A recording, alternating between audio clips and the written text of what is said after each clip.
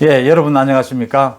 조국의 부인 정경심에 대한 서울중앙지법의 재판 결과, 1심 재판 결과 징역 4년이 나오면서 조국과 공모를 했고 그 입시 비리에 대해서는 전부 유죄로 인정을 하면서 법정 구속을 시켰죠. 이에 대한 반응 예상을 하긴 했습니다. 정반대로 나뉠 것이라고 예상은 했지만 반응이 이렇게 나옵니다. 한쪽에서는 사법 정의는 살아있었다. 윤석열이 결국 옳았다. 이렇게 나오고 정반대 쪽에서는 문바들이라고 하죠. 쪽에서 판사 검사 다 때려잡자. 또 조국 퀴즈라고 하죠. 김남국 의원 민주당에 윤석열이 판사 사찰을 통해서 이걸 노렸다. 반드시 처벌해야 한다. 이런 반응들이 나왔습니다. 어떻게 우리가 한 나라에서 이렇게 어떤 현상을 보고 이렇게 나뉠 수 있느냐, 어떻게 이렇게 정반대의 생각들을 가질 수 있느냐라고 느끼게 되는 것, 정말 경험해 보지 못한 현상들, 이게 문재인 정부에 들어서 두드러진 특징입니다. 저는 이 기독교인이 아니지만 구약 성서에 그 바벨탑 이야기가 나오지 않습니까? 그 인간들의 욕망, 욕심, 오만으로 그 하늘에까지 닿을 정도로 바벨탑을 세우려고 하자 하나님이 인간의 욕망, 욕심, 오만을 벌주기 위해서 이 바벨탑을 못 세우도록, 무너지도록 만들기 위해서 그동안 같이 쓰고 있던 언어를 갑자기 하루아침에 서로 언어를 못 알아채게, 서로 소통이 되지 않게, 서로 그 언어를 못 알아듣게, 언어가 달라지는 이런 벌을 내립니다. 그래서 서로 싸우게 되고 뿔뿔이 전 세계로 흩어지게 된다. 바벨탑은 결국 세우지 못하게 된다. 그 구약 성서 창세기 편인가요? 그게 나오는 걸로 기억을 하는데 그 생각을 참 자주 하게 됩니다. 그 제가 사실 잘 알지 못해서 정확하게 옮겼는지는 모르지만 이 같이 쓰는 언어인데 이렇게 뜻이 다를 수 있느냐? 전혀 소통이 되지 않는다라는 생각을 합니다. 오늘 그 정경심에 대한 재판부의 판결에서 저는 가장 볼만했던 게, 가장 와닿는 게 그동안 1년이 넘도록 재판을 하면서 피고인 정경심이 한 번도 반성하는 모습을 볼 수가 없었다. 한 번도 반성하는 모습을 볼 수가 없었다. 공모했다고 하는 조국도 저는 지난 1년이 넘게 반성하는 모습을, 제대로 반성하는 모습을 한 번도 본 적이 없습니다. 그래서 엄중한 처벌이 필요하다고 했습니다. 조국이 반응을 보였습니다. SNS에 즉각 항소해서 다투겠다. 제가 법무부 장관에 지명되면서 이런 시련은 어쩌면 피할 수 없는 운명이 되었나 봅니다. 더 가시밭길을 걸어야 할 모양이다. 이렇게 얘기를 했습니다. 착잡하겠죠. 그런데 법무부 장관에 지명이 돼서 혹시 이런 처벌, 이런 시련을 받는다고 생각해서는 안 됩니다. 제가 보기에는 그렇게 생각하는 것 같은데 법무부 장관에 지명돼서가 아니고 원래 불공정하게 반칙을 일삼아 왔기 때문에 지금 시련을 겪고 있는 겁니다. 조국이 법무부 장관에 임명되는 인사청문회 과정에서 수사가 시작된 것 맞죠? 윤석열 총장이 수사를 지휘한 것 맞습니다. 또 조국에 대해서 전체, 가문 다라고 해도 좋습니다. 전체를 탈탈 턴 수사였던 건 맞습니다. 그런데 이게 조국을 겨냥한 수사는 아니라는 게 인사청문회에서 터져나온 그 많은 비리 의혹들에 대해서 검찰이 고소고발을 받고 수사를 안 할 수 없는 입장이었습니다. 수사, 조국에게는 가혹했을 겁니다. 제가 드리는 말씀은 그 중에 억울한 부분도 있을 테고 또 반성할 부분, 정말 잘못했구나 하는 부분도 있겠죠. 조국이 최소한의 공인이라면 정말 이 부분은 내가 잘못된 것이다. 이건 이렇게 고쳐야 할 부분이었다라고 반성하고 사죄하는 겁니다. 그리고 이런 부분은 내가 좀 억울하게 생각한다라고 하면 그게 설득력을 갖는 겁니다. 근데 조국은 진정한 의미에서 사과를 하는 모습을 한 번도 본 적이 없어요. 공인으로서 책임의식을 보여준 적도 없습니다. 생각이 어떻게 이렇게 다를 수 있느냐라는 겁니다. 또 이탄희라고 하는 판사 출신의 민주당 의원이 있습니다. 소위 사법농단에 대해서 처음으로 이 주장을 하고 폭로를 하고 사법농단을 처음으로 일으킨 의원입니다.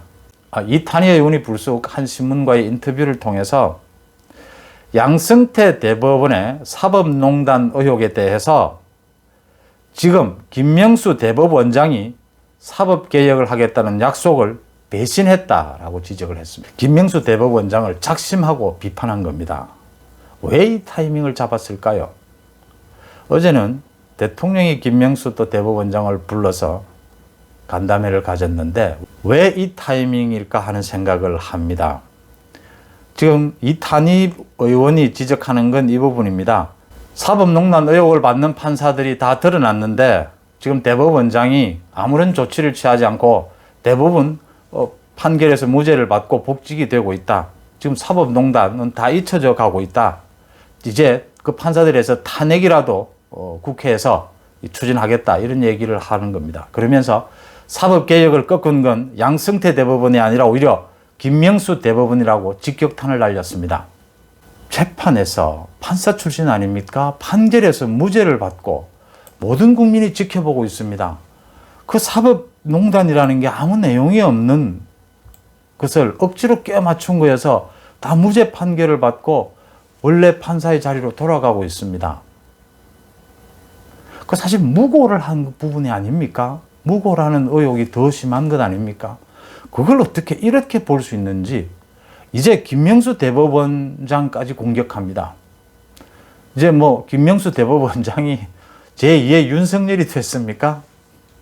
제2의 최재형이 된 겁니까? 지금 또? 배신자입니까? 이제?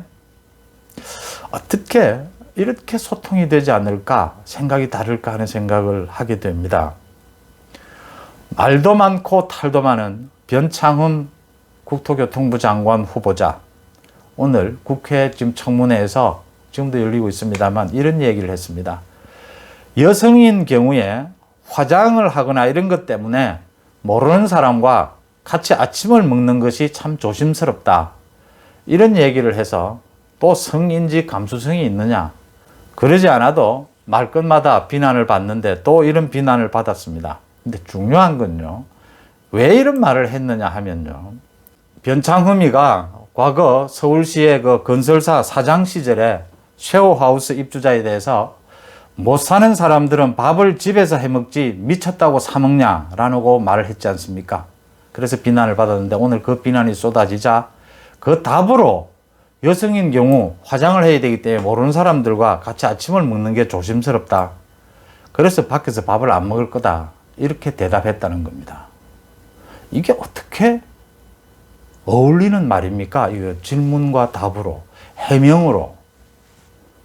이건 아예 이해가 안 되니까 그냥 넘어가도록 하겠습니다. 무슨 말인지 잘 모르겠습니다. 저도. 우리나라 문화는 모르는 사람과 아침을 먹지 않는다는 취지였다라는데 그게 그 말에 대해서 미쳤다고 밥을 밖에서 사 먹냐의 말에 무슨 해명이 되는 건지 또 우리나라 사람은 문화는 아침을 잘 안 먹는다는 게 왜 여자는 화장하기 때문에 아침 먹는 걸 꺼린다라고 가는 건지 잘 모르겠습니다. 어쨌든 같은 한글을 쓰는데 무슨 말인지 잘 모르는 게 한두 가지가 아닙니다. 마지막 하나 더요. 중앙사고수습본부의 전략기획반장입니다. 손영래라고 합니다.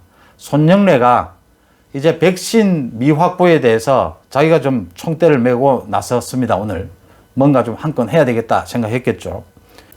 이 손영래가 오늘 백신은 빨리 구매하는 것보다 안전성을 확인하는 것이 더 우선이다. 이런 식의 이야기입니다.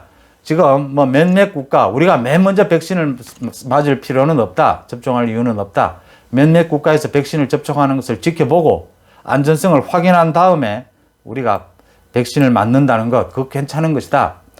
오히려 백신을 확보하지 못한 게 그렇게 안전성을 이렇게 점검해 볼 수 있는 좋은 기회가 됐다. 이런 식의 얘기를 했습니다. 이 변명과 핑계인데요. 지금 국민들이 묻고 있는 것은 그래, 안전성도 중요합니다. 안전성도 놓칠 수 없는 부분입니다. 그런데 안전성 이전에 백신 구매를 왜 다른 나라들은 모두 다 하고 있는데 우리는 4, 5개월 실기했느냐라는 점을, 그 이유가 무엇이냐? 그 이유가 지금 드러났지 않습니까? 이 컨트롤 타워라고 하는 대통령이 잘못 판단한 것 아닙니까? 뭐 어떤 여러 가지 또 숨겨진 이유도 있겠죠. 그 이유가 드러났으면 그 이유에 대해서 반성하고 빨리 백신을 구매해서 언제까지 국민들을 안심시켜 주는 게 우선이죠. 그 다음 안전성도 챙겨야죠. 이야기의 앞뒤를 분간을 못하는 겁니다. 그 다음 손영래는 또 이런 얘기를 합니다. 백신 구매의 책임자는 정은경 질병관리청장이다. 대통령이 왜 백신을 빨리 구매하지 못했느냐고 호통을 쳤는데 바로 그 호통의 대상, 당사자는 정은경이라는 거죠. 정은경이가 잘 못해서, 대통령 명령을 잘 못 들어서 백신을 빨리 확보하지 못했다는 겁니다. 정은경 때문에 사실은 많은 국민들이 문재인 정부가 하는 그 방역 오락가락하고 지난 1년 동안 했던 문재인 정부의 그 방역 정책을 그래도 정은경을 믿었기에, 그 믿음이 있었기에 많은 사람들이 따라줬다. 나는 이렇게 봅니다. 이제 그 정은경에게 책임을 씌우고 정은경을 희생양을 만들어 볼까 궁리하는 중입니다. 참 변명과 핑계를 대고 또 거짓을 대면서도 내가 뭘 잘못했느냐고 오히려 뻔뻔하게 나서는 데는 선수들이다. 같은 한글을 쓰면서도 도저히 무슨 말을 하는지 이해를 못할 때가 한두 번이 아니다. 이런 생각을 합니다. 마지막으로 저는 제 이 유튜브에 많은 분들이 댓글을 달아주시는데 그 댓글은 거의 다 이해를 하고 있습니다. 반갑고요. 제가 가끔 놓치는 경우는 있지만 그 다음에 다시 또 보고 해서 놓치지 않고 다 읽고 있습니다. 또 뭐 제가 시간이 되는 대로 또 제 생각나는 대로 답변도 많이 해드리려고 하고 있고요. 이렇게 많은 대화를 나누는 것이 제가 과거 기자 생활을 할 때는 그러지 못했는데 지금 굉장히 이게 유익한 거구나. 댓글을 통해서 많이 배웁니다. 뭐 정말 저한테 많이 가르쳐 주시는 것 같아요. 훨씬 전망하는 것이나 이 언어나 이 많은 부분에 있어서 제가 많이 배우고 또 생각하는 것도 많습니다. 또 이렇게 즐겁기도 하고요. 저는 지금 달리고 있는 많은 댓글에 뭐 전혀 소통에 지장이 없다 이런 말씀을 드리고, 가끔 제가 우스개 댓글을 올리더라도 다른 좋은 뜻으로 한 것이라고 이해해 주시면 고맙겠습니다. 다음 또 뵙겠습니다. 고맙습니다.